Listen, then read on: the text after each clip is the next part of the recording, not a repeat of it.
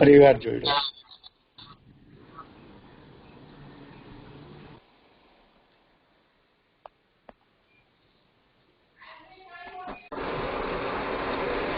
चलो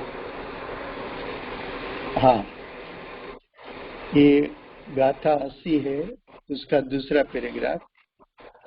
રાજુભાઈ ફરીથી જોઈન થઈ ગયા. उसका दूसरा पैराग्राफ. રાજુભાઈ સંભળાતું નથી.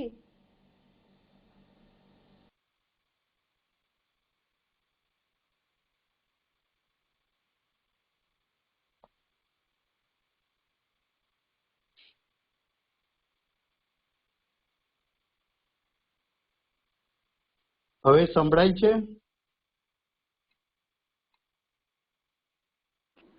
હા, ક્લિયર છે. આવે છે અવાજ, ક્લિયર છે.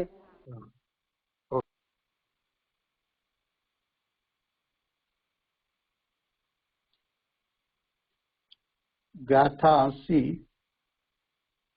उसकी टीका, उसका दूसरा पैराग्राफ. फिर से शुरू करते हैं. अब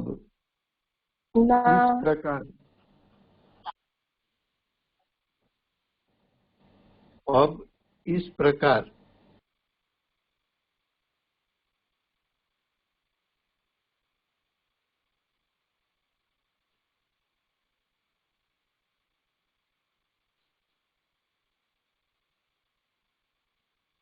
त्रिकालिक को भी, यानी त्रिकालिक आत्मा को भी एक समय में जानने वाला जीव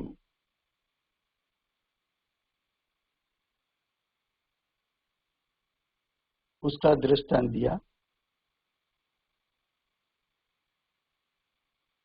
दृष्टांत में ऐसा कहना है कि गुण भेद पर्याय भेद को गौण करके जानने वाला जीव. दृष्टांत में हार का दृष्टांत दिया, मोती का हार. तो मोती का हार, उसका मोती कैसे है, उसकी सफेदाई कैसी है, उसकी डिजाइन कैसी है. तो जब आप पहनते हैं तब ये सब विकल्प छोड़कर पहन लिया कि अच्छा लगता है.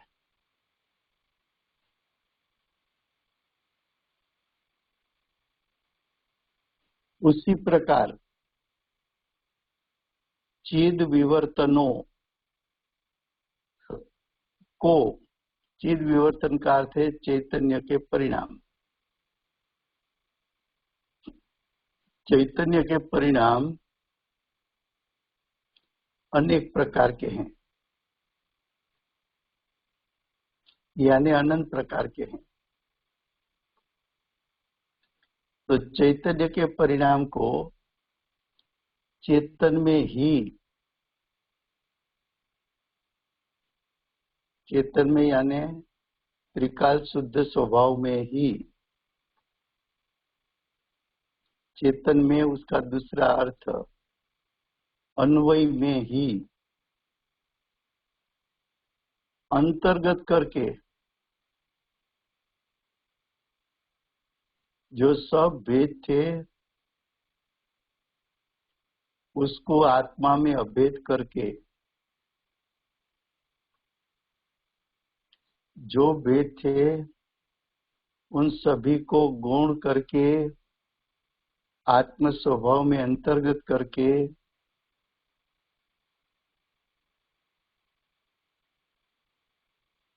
तो अंतर्गत करके और विशेषण वैशेष्यपना की वासना के अंतर्धान होने से, विशेषण विशेष्य किसको कहते हैं? तो गुण को विशेषण कहा, द्रव्य स्वभाव को विशेष्य कहा. भेद को विशेषण कहा, अभेद को विशेष्यपना कहा। वासना, वासना का अर्थ है आपका अभिप्राय किस तरफ है, आपका जोर कहाँ है, भेद पर है कि अभेद पर है। अंतर्धान होने से उसका अर्थ क्या कि भेदों को आपने गुम कर दिया तो भेद अदृश्य हो गए।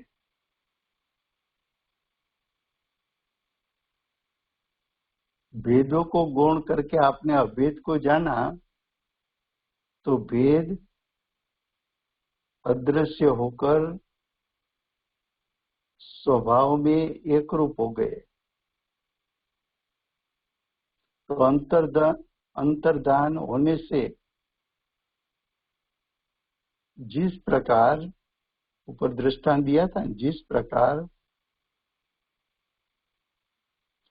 सफेदाई को हार में अंतहित करने में आता है, आपने सफेदाई को अब मुख्य नहीं किया।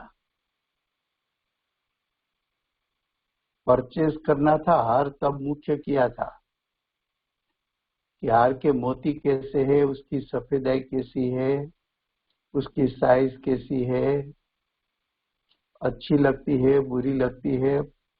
काफी भेद किया था, काफी विकल्प किया था, लेकिन सब दृष्टिकोण से देखकर सभी तरीके से आपको अच्छा लगा। तब हार के बारे में जो पहले विकल्प किए थे वो सब विकल्प को गौण करके आपने किसी को बताया कि हार अच्छा था, मैंने परचेज कर लिया। तो हार अच्छा है ऐसा बोला, तो हार के बारे में जितने विकल्प किए थे वो सभी विकल्प को छोड़ दिया आपने, अदृश्य कर दिया, अंतर्लीन कर दिया। उसी प्रकार चैतन्य को चेतन में ही अंतहित करके, जो चैतन्य है वो आत्मा का असाधारण गुण है और चेतन वो आत्मा है। चैतन्य गुण, चेतन द्रव्य। तो प्रथम आपको आत्मा की पहचान करनी थी, तो ज्ञानी गुरु ने बताया कि चैतन्य आत्मा का लक्षण है।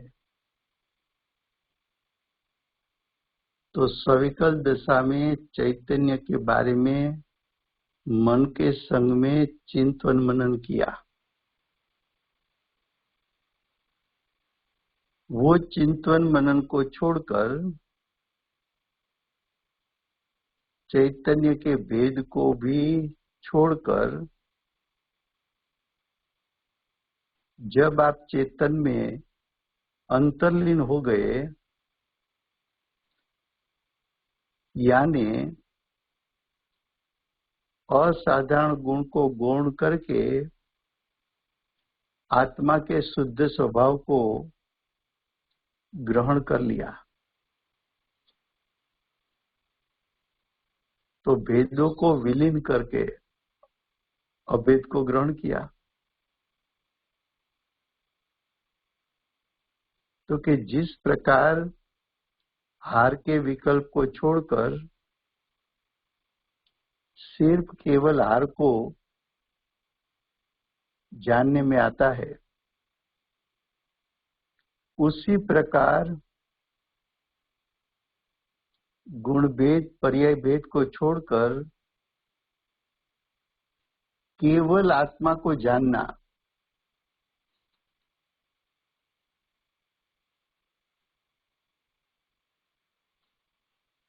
उसकी उत्तरोत्तर क्षण कर्ता कर्म क्रिया का विभाग। कर्ता का अर्थ है द्रव्य स्वभाव, कर्म का अर्थ है वर्तमान पर्याय, क्रिया का अर्थ है पर्याय का पलटना।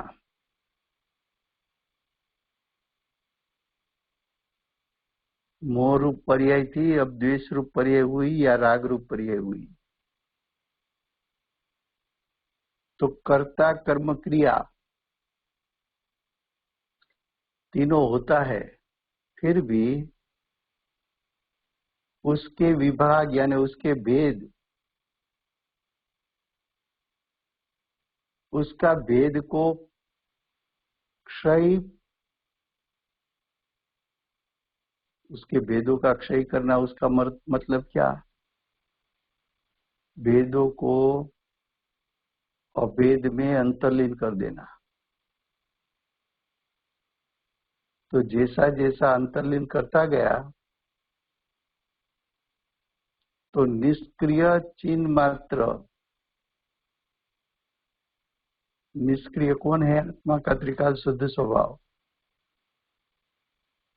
आत्मा का शुद्ध स्वभाव कैसा है? चिन्ह मात्र, चैतन्य मात्र।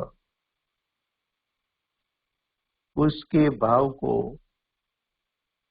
पाता है।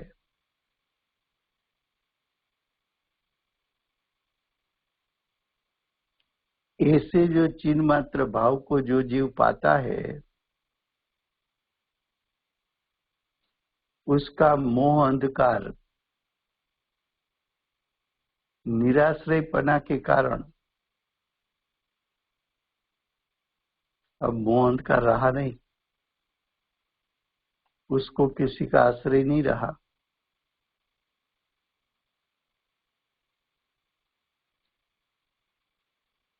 तो जीव के मोह अंधकार का निराश्रयपना के कारण अवश्यमेव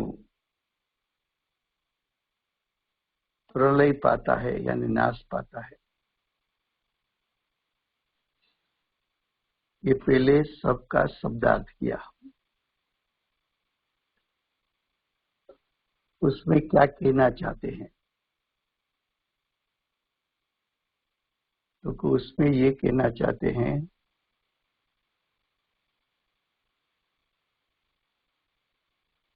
कि आत्मा को चेतन बताया,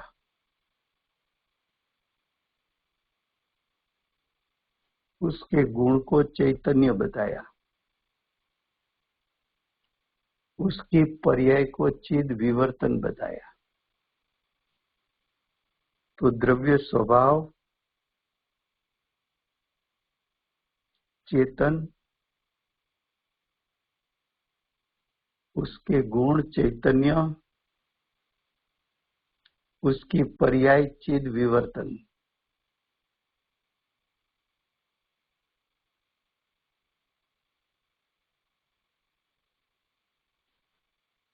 चेतनपना अर्यंत परमात्मा को भी है, तेरे पास भी चेतनपना है। अर्यंत परमात्मा को चैतन्य नाम का असाधारण गुण भी है, तेरे पास भी चैतन्य नाम का असाधारण गुण है।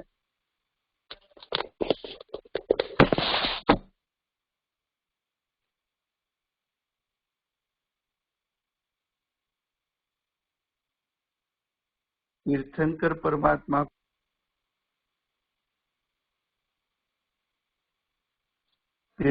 परमात्मा को भी चैतन्य के विविध प्रकार का परिणाम है।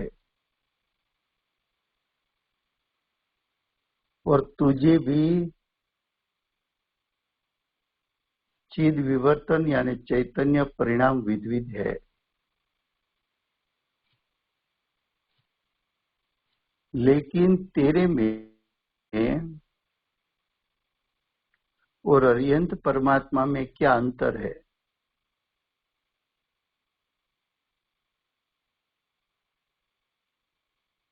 तो कि अर्यंत परमात्मा ने चैतन्य यानी असाधारण आत्मा के गुण,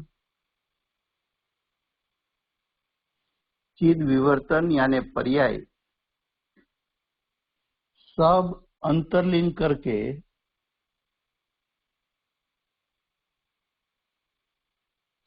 चेतन को ग्रहण कर लिया और मन का संग छोड़ दिया,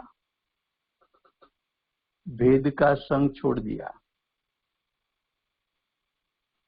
अभेद को ग्रहण कर लिया।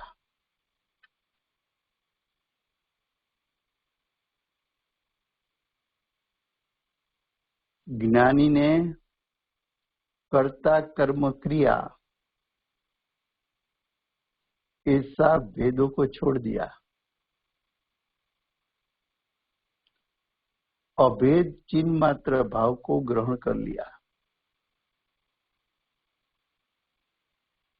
तो अर्यंत परमात्मा ने चिन्ह मात्र भाव को ग्रहण किया तो मोह अंधकार आश्रय रहित हो गया, निराश्रयपना को पाया। इसलिए मोह की सेना का प्रलय हुआ, मोह की सेना नष्ट हुई, मोह की सेना का व्यय हो गया। मोह की सेना प्रलय हुई, नाश हुई, नष्ट हुई, व्यय हुआ, सब बात एक है।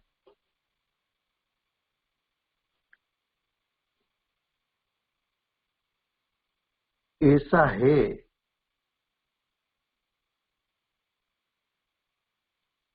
तब मोह की सेना को जीतने का उपाय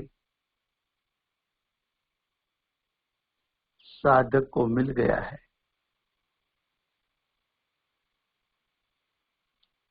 तो उसका अर्थ क्या कि तू अनंत परमात्मा के द्रव्य गुण पर्याय को जानेगा तो मोह की सेना को जीतने का उपाय तुझे मिल जाएगा।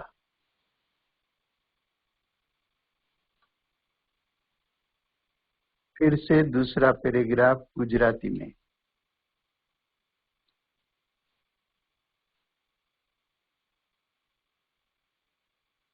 હવે એ રીતે ત્રિકાળિકને પણ એટલે ત્રિકાળિક આત્માને પણ એક કાળે કળી લેતો તે જીવ, એક કાળે કળી લેતો જીવ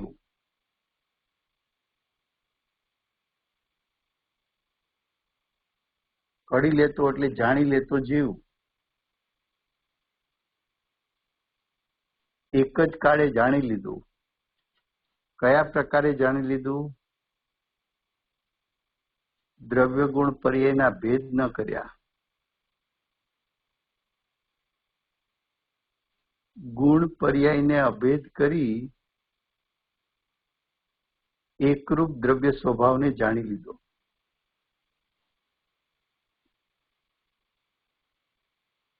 એ વાત બતાવવા માટે મોતીના હારનો દ્રષ્ટાંત આપ્યો કે મોતીનો હાર ખરીદ કરવો હોય તો કેટલા વિકલ્પ હોય, કેટલા ભેદ હોય, હાર કેવો છે, ડિઝાઇન કેવી છે, મોતી કેવા છે, મોતીની સફેદાઈ કેવી છે, હારની સાઈઝ કેવી છે, અત્યારની ફેશનનું છે કે નથી,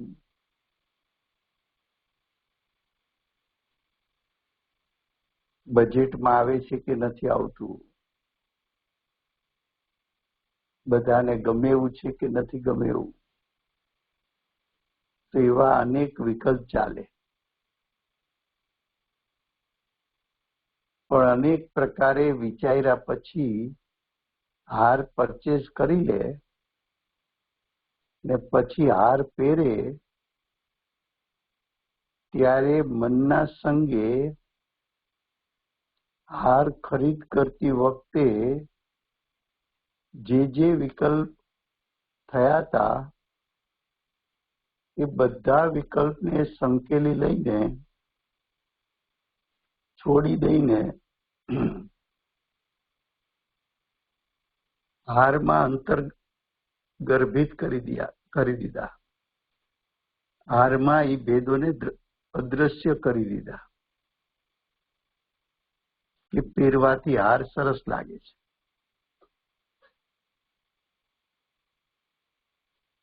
એ હારનો દ્રષ્ટાંત દીધો. હવે સિદ્ધાંત કે છે તેમ ચિદ વિવર્તનો કોને કહેવાય? કે આત્મા ચૈતન્ય સ્વભાવી છે એના પરિણામો. એના પરિણામ અનંત પ્રકારના. એના પરિણામના પ્રકાર કેટલા? તો કે એમના પરિણામના પ્રકાર અનંત. એને ચિદ વિવર્તનો કહેવાય. હવે કે છે ચિદ વિવર્તનોને ચેતનમાં જ અંતર્ગત કરીને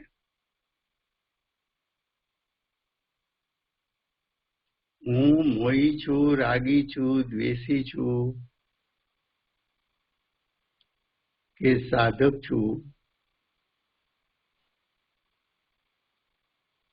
કે મારામાં પુણ્ય પાપ આશ્રવ બંધ સંવર નિદ્રાના પરિણામ છે, એવા બધા ભેદોને અંતરલીન કરીને એટલે કે એ બધા ભેદોને છોડીને એ પર્યાયના ભેદો છોડાવ્યા. હવે કે છે તથા વિશેષણ વિશેષ્યપણાની વાસનાનું,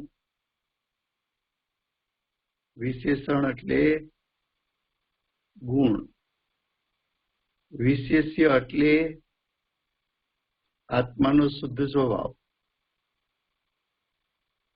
વિશેષણ એટલે ગુણ, વિશેષ્ય એટલે દ્રવ્ય સ્વભાવ. એની વાસનાનું આ ગુણભેદ છે ને આ પર્યાય ભેદ છે ને આ દ્રવ્ય સ્વભાવ છે, એવા વલણ નું જોર એટલે કે ભેદનું લક્ષ તેને અંતર્ધાન થવાથી એટલે કે આવા ભેદોને અદ્રશ્ય કરવાથી, આવા ભેદોને ગૌણ કરવાથી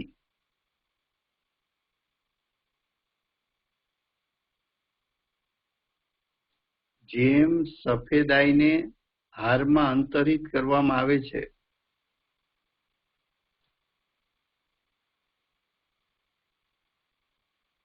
હવે હાર સંબંધીના વિકલ્પો એને જેમ અદ્રશ્ય કરવામાં આવે છે તેમ ચૈતન્યને ચેતનમાં જ અંતરિત કરીને, ચૈતન્ય એટલે આત્માનો અસાધારણ ગુણ, એ ગુણભેદને છોડીને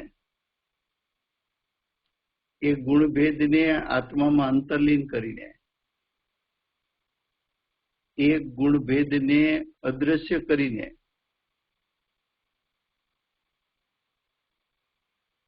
જેમ કેવળ હારને જાણવામાં આવે છે, ભેદોને ગૌણ કરીને માત્ર હારને જાણવામાં આવે છે, તેમ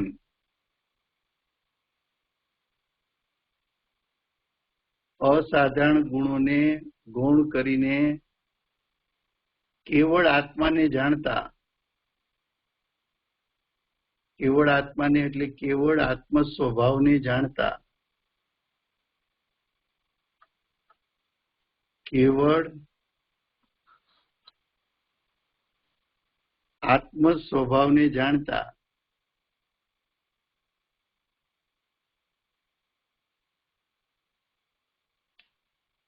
શું કે છે કે કેવળ આત્મ સ્વભાવને જાણતા,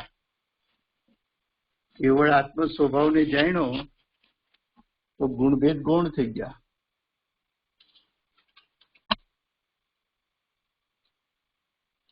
પછી કે છે તેના ઉત્તરોત્તર ક્ષણે કર્તા કર્મ વિભાગનો ક્ષય પામતો જતો હોવાથી આત્મા કર્તા છે, વર્તમાન પરિણામ મારું કર્મ છે અને પર્યાયની ફેરણી થવી, પર્યાયનું પલટાવવું એવી ક્રિયા, એવા કર્તા કર્મ ક્રિયા, એવા ભેદ, વિભાગ એટલે ભેદ, ભેદ ક્ષય પામતો જતો હોવાથી, ભેદ વિલીન થતા જતા હોવાથી, ભેદો અદ્રશ્ય થતા જતા હોવાથી, એટલે કે અભેદનો સ્વીકાર થતો હોવાથી નિષ્ક્રિય ચિહ્ન માત્ર ભાવને પામે છે. આત્મ સ્વભાવ નિષ્ક્રિય છે, અનંત ગુણાત્મક અને પર્યાયના પિંડ સ્વરૂપ. એ આત્મા નિષ્ક્રિય છે, એટલે કે પરિણામનું પણ લક્ષ છૂટી ગયું છે. એવા નિષ્ક્રિય આત્મ સ્વભાવ. હા રાજુભાઈ, હા બોલો. आपने कर्म बताया, कर्ता कर्म क्रिया, तो रिवीजन कर दीजिए. हाँ, कर्ता का अर्थ है आत्म स्वभाव, कर्म का अर्थ है वर्तमान पर्याय,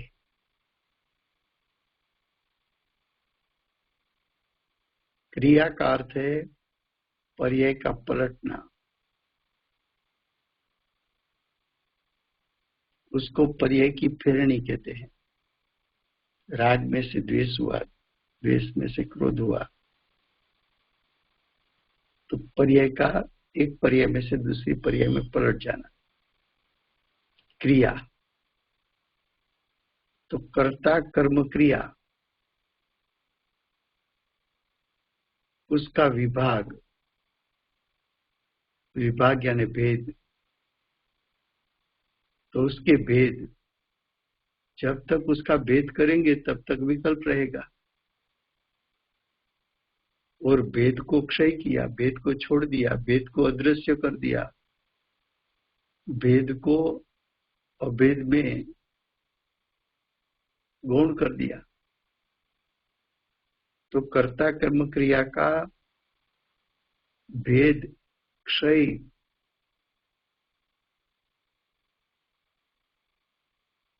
होता हुआ निष्क्रिय चिन्ह मात्र भाव को पाता है.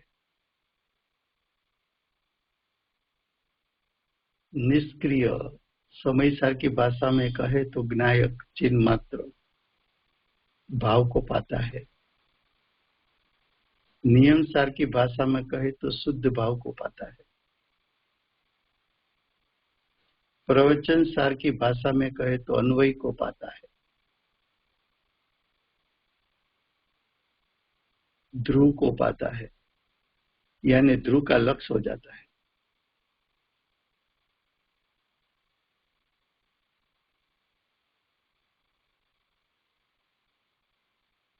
अब उसका दृष्टांत देते. और इस प्रकार मणि, मणि यानी एक प्रकार का रत्न, तो कि रत्न जिस प्रकार, जिसका निर्मल प्रकाश अकमपणे प्रवर्तता है, उसी प्रकार चिन्ह मात्र भाव को जिसने पाया है उस जीव को मोह अंधकार निराश्रयपना के कारण, अब मोह अंधकार का कोई आश्रय नहीं रहा, उत्पन्न ही नहीं हुआ, उसका उत्पन्न नहीं होना उसको कहा अवश्य मेव प्रलय पाता है। तो अवश्य मेव वो नाश पाता है।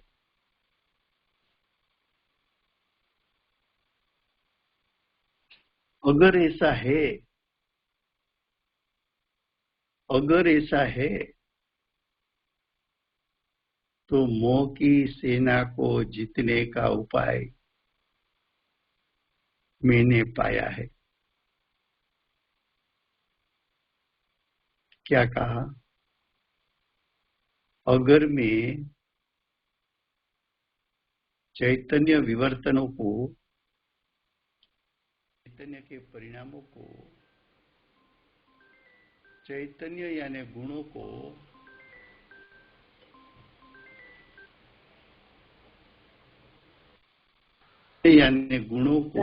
રાજુ ભાઈ સંભળાયું નહીં એક हाँ, મિનિટ પહેલા हाँ कोईनो फोन डिस्टर्ब करतो હતો। ફરીવાર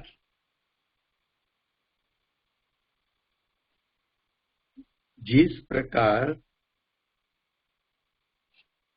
चैतन्य विवर्तन, चैतन्य विवर्तन का अर्थ है जीव के चेतनवंत परिणाम अनेक प्रकार के। चैतन्य यानी गुण, तो गुण के भेद भी अनंत प्रकार। तो जिसने पर्याय के भेद, गुण के भेद, उसको गौण किया, उसको अदृश्य किया, उसका लक्ष्य छोड़ दिया, ऐसे जीव को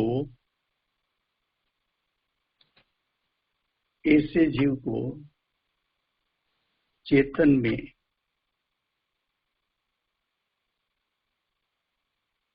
चेतन का आश्रय हो गया, यानी त्रिकाल शुद्ध स्वभाव का आश्रय हो गया, यानी ज्ञायक का आश्रय हो गया, यानी शुद्ध भाव का आश्रय हो गया, यानी अन्वयी का आश्रय हो गया, यानी ध्रुव का आश्रय हो गया। जब ध्रुव का आश्रय होता है तो मोह अंधकार अवश्य प्रलय पाता है, मोह अंधकार का नाश हो जाता है, नष्ट हो जाता है, व्यय हो जाता है। जब ऐसा होता है तो मैंने मोह की सेना को जीतने का उपाय पा लिया है। देखो, अर्यंत परमात्मा को जानो, उसका अर्थ क्या? अरिहंत के द्रव्य गुण पर्याय को जानो, उसका अर्थ क्या? कि जिस प्रकार अरिहंत परमात्मा ने स्वयं के अनंत गुणों और स्वयं की अनंत प्रकार की पर्यायों को गौण करके अभेद ज्ञायक स्वभाव का आश्रय लिया, तो अरिहंत परमात्मा ने मोह की सेना को जीत लिया। तो तू भी अनंत के द्रव्य गुण पर्याय को जानकर गुण पर्यायों के भेदों को विलीन करके, गौण करके आत्म स्वभाव को ग्रहण कर लेगा, तो तुझे भी मोह की सेना जीतने का उपाय मिल जाएगा। फिर से कुछ बात गुजराती में। આચાર્ય ભગવાન શું કહેવા માંગે છે? તો કે તું અર્યંતના દ્રવ્યગુણ પર્યાયને જાણ, પણ કઈ રીતે જાણ? તો કે ગુણભેદ, પર્યાય ભેદ, અર્યંત પરમાત્માએ ગૌણ કર્યા છે. તું પણ એની માફક ગૌણ કરીને આત્મ સ્વભાવને જાણ, તો તું મોની સેનાને જીતી જઈશ. તને મોની સેનાને જીતવાનો ઉપાય મળી જશે.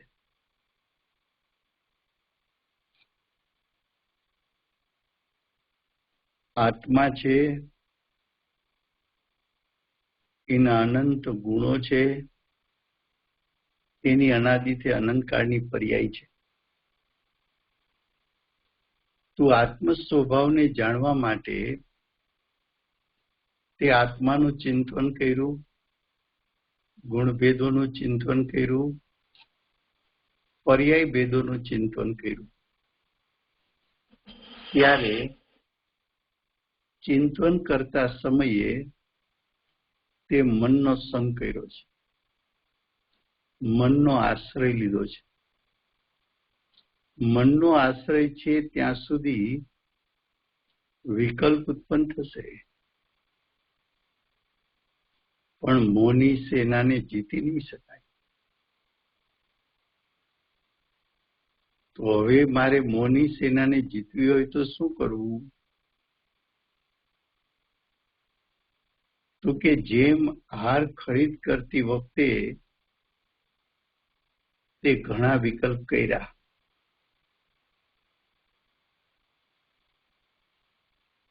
પણ હાર ખરીદી લીધા પછી પહેરતા સમયે ખરીદી કરતી વખતે જે વિકલ્પો કર્યા હતા એ વિકલ્પો હવે છૂટી ગયા.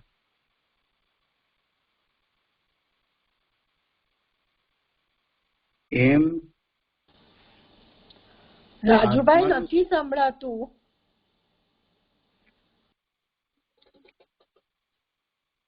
અચ્છા, આત્માનું સ્વરૂપ સમજતી વખતે મનના સંગે ઘણા વિકલ્પો કર્યા. રાજુભાઈ પ્લીઝ, જરા નથી સંભળાતું. બધાને નથી સંભળાતું? બધું ક્લિયર આવે છે. આઈ થિંક હા ક્લિયર છે. એમને ઇન્ટરનેટ નો પ્રોબ્લેમ હશે. બાકી ક્લિયર સુનાઈ દે રહા, એકદમ ક્લિયર સંભળાય છે. તો જેમ આત્માનું સ્વરૂપ સમજવા માટે પ્રાથમિક ભૂમિકામાં તે ઘણા વિકલ્પો કર્યા. આત્માનું સ્વરૂપ કેવું છે, એના ગુણોનું સ્વરૂપ કેવું છે, એની પર્યાયનું સ્વરૂપ કેવું છે, આત્માના દ્રવ્ય ગુણ પર્યાય વચ્ચે કેવા કેવા સંબંધો છે, એવો ભેદરૂપ વિકલ્પ કરીને આત્માનું સ્વરૂપ જાણ્યું. પણ એ તે મનના સંગે જાણ્યું છે. એ દ્રવ્ય મનના સંગે તે જાણ્યું ત્યારે તો તને વિકલ્પ ઉત્પન્ન થયા. હવે ગુણભેદને ગૌણ કરીને, પર્યાયના ભેદોને ગૌણ કરીને તું દ્રવ્ય સ્વભાવને નિર્વિકલ્પ દશા કરીને મનનો સંગ છોડીને જાણી લે. તું જ્ઞાયકનો આશ્રય લઈ લે. ગુણભેદ નો આશ્રય છોડ, પર્યાય ભેદ નો આશ્રય છોડ. જેમ અર્યંત પરમાત્માએ ગુણભેદ અને પર્યાય ભેદ નો આશ્રય છોડી દીધો, જ્ઞાયકને ગ્રહીને, જ્ઞાયકને વીંટળાઈને, જ્ઞાયકમાં એકાગ્ર થઈને, જ્ઞાયકમાં દ્રઢ થઈને, જ્ઞાયકમાં નિયત થઈને એમણે ગુણભેદ, પર્યાયભેદ ગૌણ કરી, અદ્રશ્ય કરી, ભેદોને નષ્ટ કરી, અભેદ આત્માને ગ્રહણ કર્યો, તો એમણે મોહની સેનાને જીતી લીધી. તું પણ મોહની સેનાને જીતવી હોય તો ગુણભેદ, પર્યાયભેદને છોડ, મનનો સંગ છોડ, ગુણભેદ, પર્યાયભેદને ગૌણ કર, અદ્રશ્ય કર અને તું જ્ઞાયકને ગ્રહણ કરી લે, તો તને મોહની સેનાને જીતવાનો ઉપાય મળી જશે. તો હું મોહની સેનાને જીતવાનો ઉપાય મેળવી લઈશ. તો કે છે મોહની સેનાને આ રીતે જીતી શકાય છે. હવે ભાવાર્થ.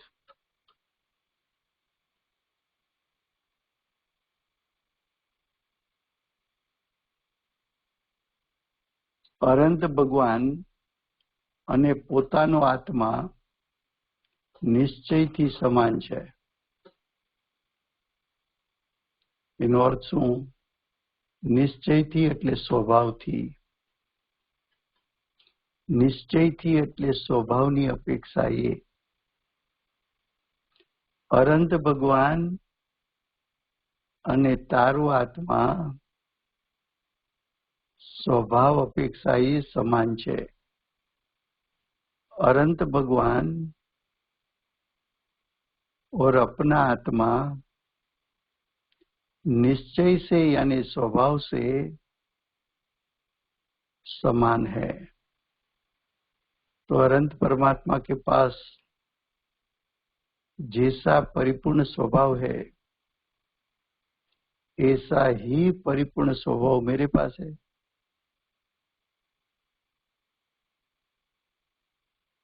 आगे कहा, और अनंत भगवान मोह राग द्वेष रहित होने के कारण उसका स्वरूप अत्यंत स्पष्ट है. उसका स्वरूप अत्यंत स्पष्ट है. उसका अर्थ क्या? कि जैसा अनंत परमात्मा का आत्मा स्वभाव से शुद्ध है, उसी प्रकार उसकी पर्याय भी परिपूर्ण शुद्ध है. अनंत परमात्मा पर्याय से परिपूर्ण शुद्ध क्यों है? तो कि उसने मोह राग द्वेष छोड़ दिया, मोह राग द्वेष रहित हो गए, मोह राग द्वेष नष्ट कर दिए, मोह राग द्वेष का व्यय कर दिया.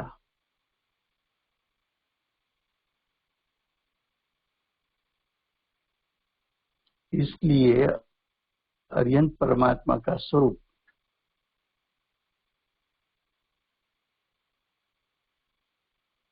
अत्यंत स्पष्ट है. अब आगे, तेथी जो जीव द्रव्य गुण पर्यायपणे ते स्वरूप ने એટલે अर्यंत भगवान के स्वरूप को मन के द्वारा प्रथम समझ ले, मन के द्वारा प्रथम जान ले. क्या कहा? तुझे अर्यंत होना है तुझे मोह की सेना को जीतना है,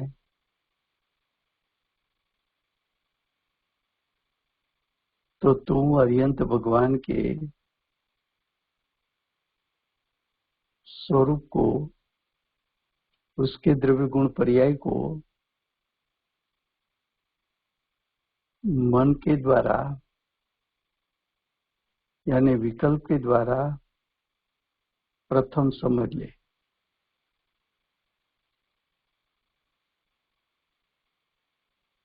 तो प्रथम मन के संग में अरिहंत परमात्मा, तीर्थंकर परमात्मा का स्वरूप समझना चाहिए। यहाँ तक रखते हैं, समय हुआ है।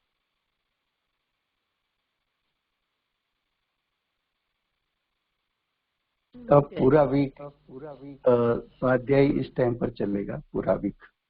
बाद में 14 तारीख को एक दिन शायद नहीं होगा, लेकिन 13 तारीख तो ऐसा ही स्वाध्याय चलेगा। कौन जय बुलाता है? हाँ, હું બોલાવું? हाँ હા, ભક્તોના તારણહાર શ્રી કહાન ગુરુદેવનો જય હો।